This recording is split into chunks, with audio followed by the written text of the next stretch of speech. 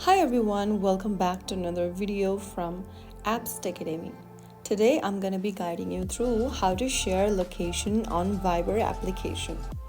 If you want to share your location on Viber, then the process is quite easy, so make sure to follow along.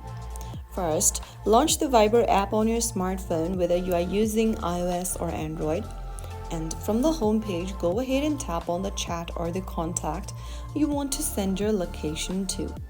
After you open up the conversation you want to share the location to, in the search box at the bottom, tap on the plus icon on the left. Now click on location and then click on allow location option. You will then be able to mark your location. Simply click the send button at the top right corner, and that's how you can easily send your current location on Viber.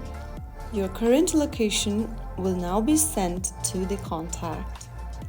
Now you're all set to share your location on Viber with ease. Whether you're meeting up with a friend or letting someone know you're safe, this is just a taps away. If you found the video helpful, don't forget to like, share, and subscribe to our channel.